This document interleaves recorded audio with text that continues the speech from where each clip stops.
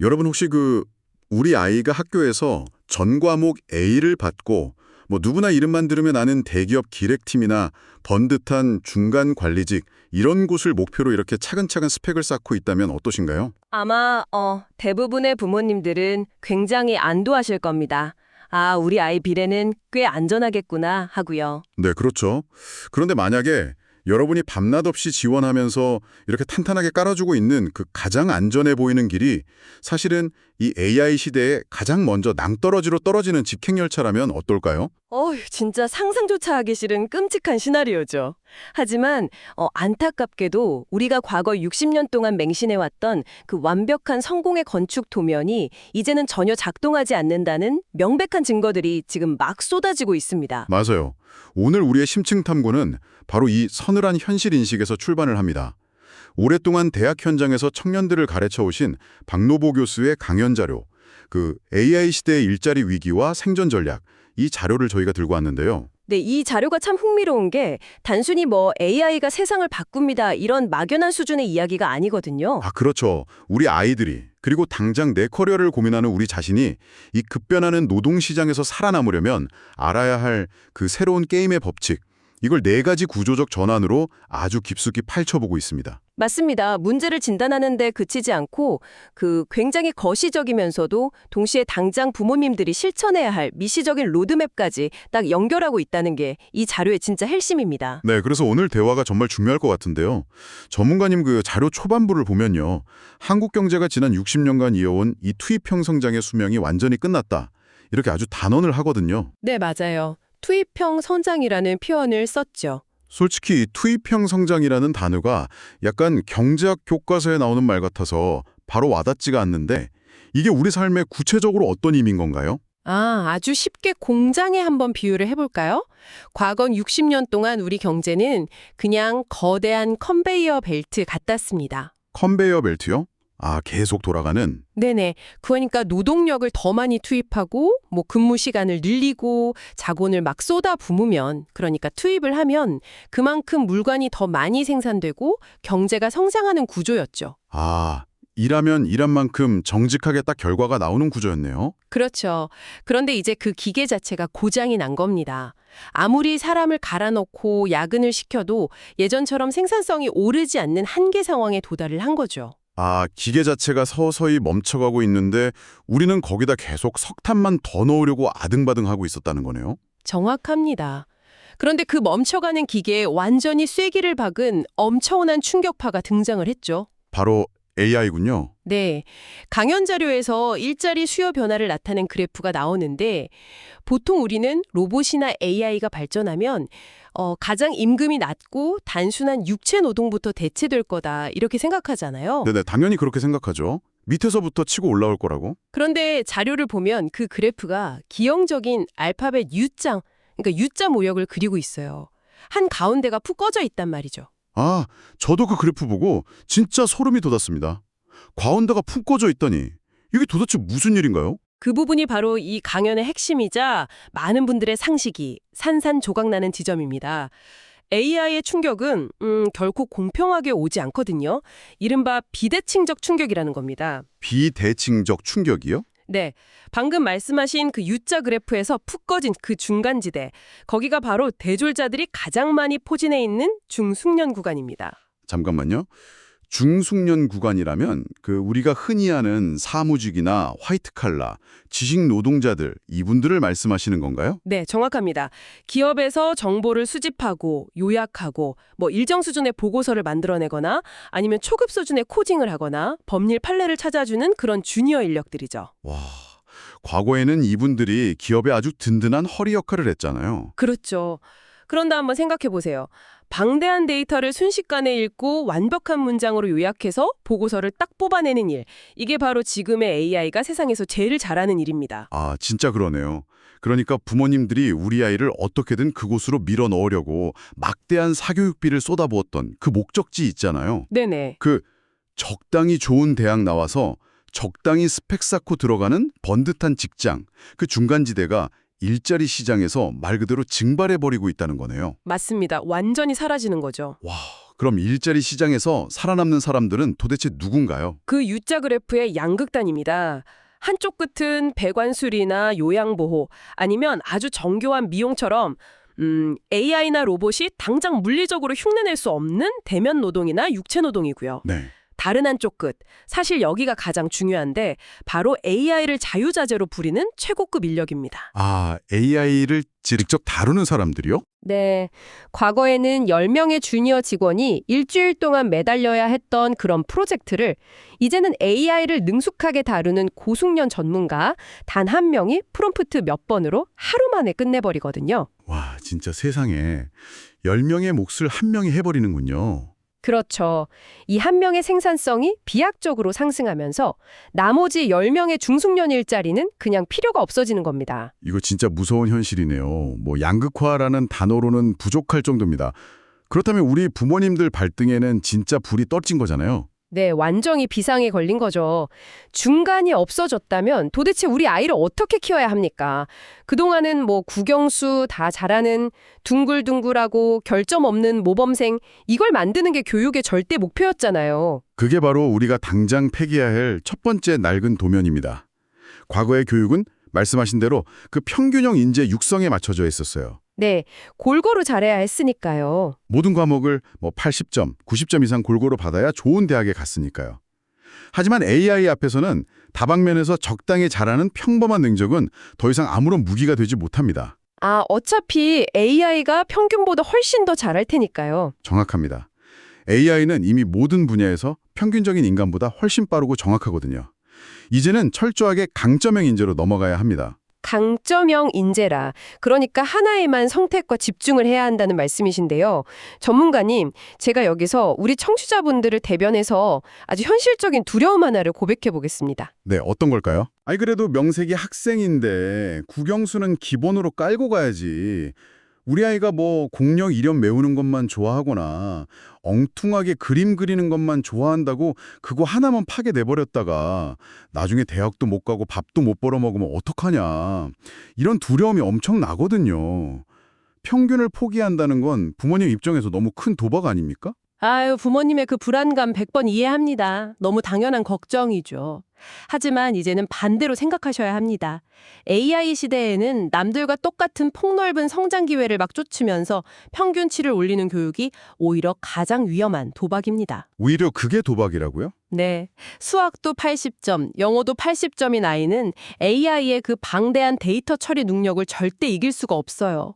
대신에 그 공룡에 미쳐있던 아이가 그 집요한 탐구력을 바탕으로 AI를 활용해서 새로운 생물학적 시뮬레이션 모델을 만들어낸다면 어떨까요? 와, 그렇게 연결이 되나요? 이건 AI 스스로는 절대 만들어낼 수 없는 완벽한 창조적 영역이거든요. 아, 인간만이 가질 수 있는 독특한 집착이나 특정 분야에 대한 깊은 호기심, 그게 AI라는 도구를 만났을 때 폭발적인 시너지를 낸다는 거군요. 맞습니다.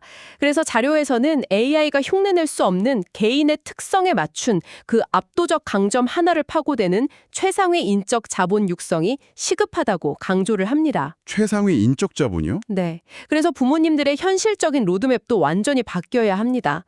아이의 약점을 보완하려고 학원을 막 뺑뺑이 돌리는 대신에 아이가 시간 가는 줄 모르고 몰입하는 그 엉뚱한 관심사를 어떻게 대체 불가능한 무기로 뾰족하게 깎아줄 것인지 그걸 관철하고 지원하는 데 시간과 자본을 쏟으셔야 합니다. 약점을 메우는 시간에 강점을 날카롭게 벼려라.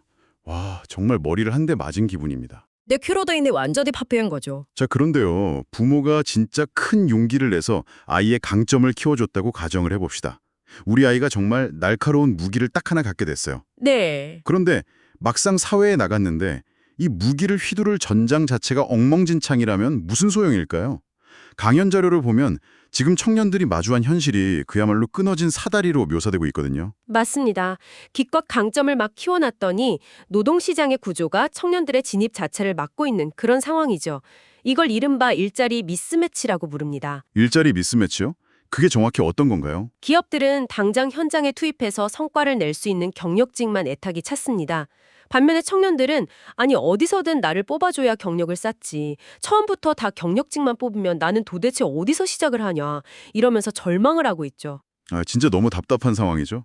대학교라는 섬과 기업이라는 섬 사이에 거대한 계곡이 파여 있고 다리가 아예 끊어진 거네요. 네, 맞아요. 그런데 이게 개인의 노력이 부족하다 이렇게 치부할 문제가 아니라는 게 더 큰 문제입니다. 저도 동의합니다. 제가 그 자료에서 본 문구 중에 청년이 없으면 미래도 없고 지역이 없으면 미래도 없다 이 말이 있었는데 그럼 이 끊어진 다리를 다시 잇는 비용 이건 도대체 누가 내야 합니까? 청년 개인이 뭐 빚내서 고급 직업 훈련까지 다 받아야 하나요? 아유, 그럴 수 없죠. 그래서 강연자는 이 거대한 연결 비용을 개인이 아니라 사회 전체가 공동으로 부담해야 한다고 강력하게 주장을 합니다. 사회 전체가요? 구체적으로 어떻게 해야 할까요? 그러니까 국가가 청년층을 대상으로 현장과 직결되는 최고급 직업훈련을 전국적으로 쫙 확산시키고 교육기관과 지역기업을 직접 매칭해주는 시스템을 구축해야 한다는 거죠. 잠깐만요. 여기서 방금 지역기업이라고 하셨는데 자연스럽게 이 공간의 문제로 연결이 되네요. 아까 말씀하신 그 무기를 휘두를 전장 말입니다. 네, 공간의 문제 아주 중요하죠. 청년들이 일할 전장이 지금 전부 서울이나 수도권이라는 좁은 땅덩어리에만 다 몰려 있잖아요. 지방은 점점 소멸해가고 있고요. 맞습니다. 아무리 개인의 강점을 키우고 직업훈련을 시켜놔도 쓸만한 일자리가 전부 수도권 반경 10km 안에 막 몰려 있다면 결국 피 터지는 제로섬 게임밖에 안 됩니다. 아, 그렇죠. 서로 죽이는 경쟁이죠. 네, 그래서 자료에서는 아주 도발적이고 직관적인 해결책을 하나 제시합니다. 바로 강남 2 프로젝트입니다. 강남 2 프로젝트요? 이름만 딱 들으면 뭔가 지방의 신도시 아파트 단지 하나 크게 짓겠다. 약간 이런 부동산 정책처럼 들리는데요. 아, 절대 아닙니다. 지금까지 정부가 해왔던 왜 지방에 산업단지 하나 덜렁 지어놓고 기업한테 돈 조금 쥐어주면서 내려가라 이러는 찔끔찔끔하는 방식이 아니에요. 아, 그런 단순한 게 아니군요. 네, 일자리를 만들 대규모 종합투자는 뭐 기본이고요. 솔직히 그것만으로는 청년들이 절대 안 움직입니다. 맞아요.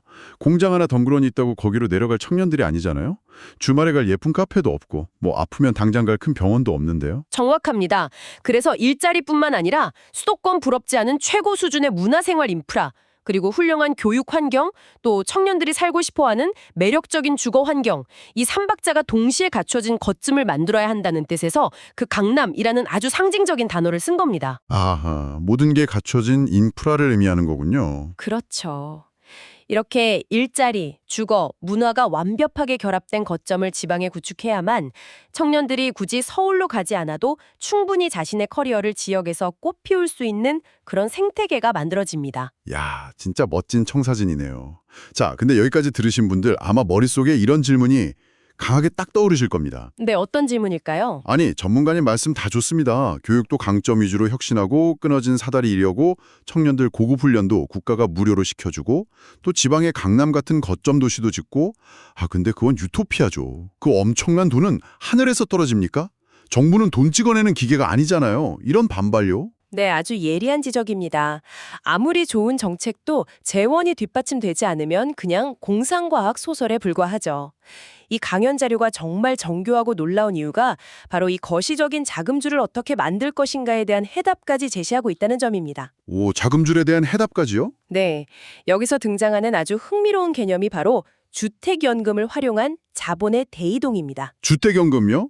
그 60세 이상 어르신들이 본인 살고 있는 집을 담보로 맡기고 매달 생활비 받으시는 그 영목이지로 말씀하시는 거죠? 맞습니다. 바로 그겁니다. 아니 근데 할머니 할아버지가 집 담보로 연금 받는 거랑 우리 아이가 들어갈 혁신 스타트업을 지방에 만드는 거랑 도대체 무슨 상관관계가 있는 건가요?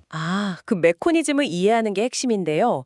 우리나라 가계자산의 대부분은 지금 부동산에 꽁꽁 얼어붙어 있습니다. 어르신들이 평생 일해서 만든 막대한 자산이 그냥 시멘트 벽돌 안에 묶여 있는 거죠. 돈이 돌지 않고 집이라는 형태로 묶여 있다는 거네요. 그렇죠. 그런데 이 주택연금이 폭발적으로 활성화된다고 한번 상상해 보십시오. 강연 자료의 추정치에 따르면 2026년부터 2052년까지 약 474만 호에 달하는 엄청난 잠재적 주택 유통 물량이 시장에 나오게 됩니다. 그러니까 할머니가 주택연금을 신청하면 그 집이라는 고정자산의 가치가 은행을 통해서 유동화되면서 시장의 현금으로 쫙 풀린다는 뜻이군요. 맞습니다. 바로 그겁니다. 벽돌로 꽁꽁 얼어있던 막대한 부가 현금이라는 물로 녹아내려서 금융시장으로 막 흘러나오는 거죠. 와, 엄청난 규모겠네요. 네, 그러면 정부와 금융권은 이렇게 시정으로 유입된 거대한 유동자본의 물줄기를 미래를 주도할 벤처 및 혁신기업 육성이나 청년 일자리 펀드 쪽으로 흘러가게 길을 터주는 겁니다. 아, 어르신들은 노인 빈곤을 스스로 해결하시고 네, 동시에 손자 세대가 일할 혁신 생태계에 막대한 투자금까지 마련하는 것. 이것을 자료에서는 생산적 금융의 선순환이라고 부릅니다. 와, 이건 진짜 소름 돋네요. 세대 간의 부가 부동산이라는 거대한 댐에 꽉 막혀 있다가 주택연금이라는 수문을 탁 열어주니까 다음 세대의 혁신 자본으로 흘러가는 기가 막힌 구조군요. 정말 유기적인 시스템이죠. 자, 그런데요, 전문가님. 돈이 아무리 많이 풀려도 이게 엉뚱한 곳으로 줄줄 새면 안 되잖아요. 지금 정부 부처들 일하는 거 보면 과연 이게 효율적으로 잘 돌아가는지 의문이 들 때가 한두 번이 아닌데요. 맞습니다. 그래서 이 거대한 돈의 흐름과 정책이 현장에서 실제로 청년들의 일자리와 삶을 제대로 바꾸고 있는지 정확히 측정하고 지휘할 어떤 뇌 혹은 신경망이 필요합니다. 자료에서는 이를 국가 데이터처 중심의 거버넌스라고 부르죠. 데이터 신경망이요? 비유하자면 지금의 정부는 신경이 다 끊어져 있다는 뜻인가요? 부처 간에 거대한 칸막이가 쳐져 있습니다. 아, 정보가 공유가 안 되는군요. 맞아요. 왼손인 교육부가 어떤 정책을 쓰는데 오른발인 고용노동부는 그게 어떤 결과로 이어지는지 전혀 알 수가 없는 거죠. 신경이 끊어진 몸인 겁니다. 이걸 하나로 통합하는 국가 데이터처를 신설하자는 게 저자의 주장입니다. 아, 소득, 교육, 고용 같은 흩어진 데이터를 하나의 거대한 대시보드로 도합해서 한눈에 본다는 거네요. 그렇습니다. 물론 철저한 개인정보 보호 기술을 완벽하게 적용한다는 전제 하에서요. 이렇게 신경망이 쫙 연결되면 정부는 지방에 이런 문화 인프라를 지어주고 이런 직업 훈련을 시켰더니 실제로 청년 고용률이 이만큼 올라가고 주거 만족도가 이렇게 바뀌는구나 라는 걸 알 수 있죠. 감으로 찍는 게 아니네요. 내 감으로 하는 게 아니라 시뮬레이션하고 사후에 객관적인 데이터로 완벽하게 증명할 수 있게 됩니다. 야, 진짜 모든 톱니바퀴가 완벽하게 맞물려 돌아가네요. 자, 이제 이 완벽한 시스템 안에서 우리 아이들이 일할 그 노동시장의 룰 자체도 바뀌어야 한다고 자료는 말합니다. 네, 노동의 유연성 부분이죠. 과거의 직장 중심 보호라는 경직된 노동에서 사람 중심 보호로 넘어가야 한다고요. 그런데 전문가님, 솔직히 노동 유연성이라는 단어 딱 나오면 다들 엄청 긴장하거든요. 결국 해고하기 쉽게 만들어서 우리 일자리 불안하게 하겠다는 거 아니냐 하는 반발이 당연히 나오지 않겠습니까? 아주 중요한 질문입니다. 여기서 말하는 유연성은 단순히 사람을 쉽게 자르자 이런 뜻이 결코 아닙니다. 유연 안정성이라는 개념을 좀 이해하셔야 하는데요. 유연 안정성이요? 네, 과거에는 한 직장에 들어가면 그 회사라는 울터이가 나를 평생 지켜줬습니다. 하지만 AI 시대에는 기업의 수명 자체가 엄청나게 짧아지고요. 1인 창업가나 프리랜서처럼 조직 밖에서 일하는 사람들이 폭발적으로 늘어납니다. 아, 평생 직장이라는 울타리 자체가 사라지는 거군요. 맞습니다. 울타리가 다 무너졌는데 그 울타리를 지키는 법만 계속 붙잡고 있으면 안 되잖아요. 그래서 일하는 사람 자체를 직접 보호하는 두터운 사회 안전망, 예를 들어서 보편적 고용보험이나 기본소득망 같은 것을 아주 촘촘하게 깔아주자는 겁니다. 아, 사람을 직접 보호한다. 그럼 이 안전망이 튼튼해지면 어떤 변화가 생기나요? 청년들이 실패를 두려워하지 않게 됩니다.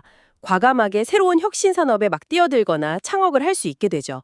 진짜 안정이라는 건 회사가 망하지 않는 게 아니라 회사가 망해도 내 삶이 무너지지 않고 다음 도전을 할 수 있는 활력을 주는 데서 나옵니다. 아, 보호의 대상을 직장에서 일하는 사람으로 딱 바꾸니까 오히려 불안해지는 게 아니라 역동적인 활력이 확 생기는 거군요. 맞습니다. 그게 바로 유연 안정성의 핵심이죠. 와, 정말 롤러코스터 트럭 숨가쁘게 달려왔습니다. 오늘 우리가 파헤친 이 방대한 통찰들을 이제 하나로 꿰어볼 시간인데요.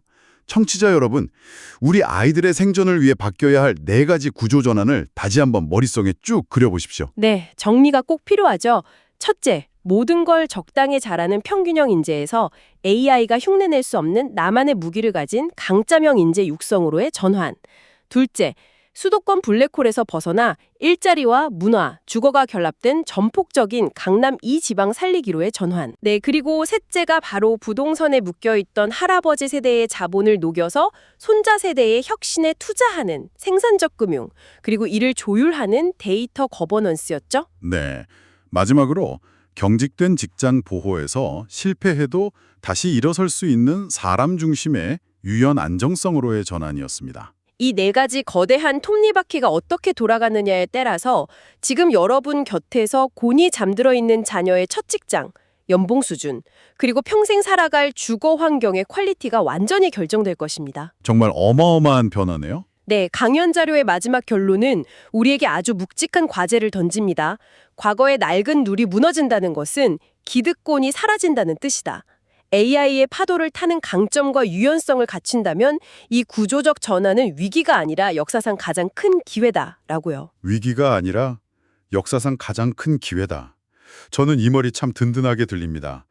우리가 새로운 시대의 수동적인 피해자가 아니라 아주 적극적인 설계자가 될 수 있다는 뜻이니까요. 네, 맞습니다. 불안해할 시간에 설계도를 다시 그려야죠. 부모님들, 그리고 지금 커리어를 고민하는 여러분, 오늘 이 심층 분석을 들으시면서 어떤 생각이 드셨나요?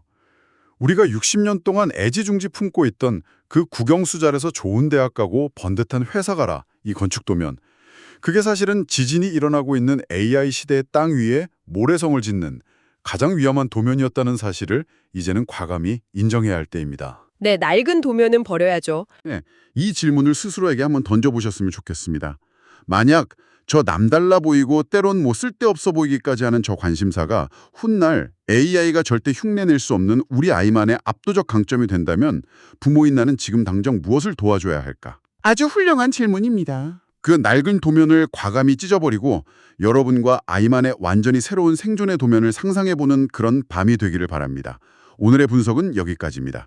여러분, 다음 시간에 더 깊고 흥미로운 지식으로 찾아오겠습니다.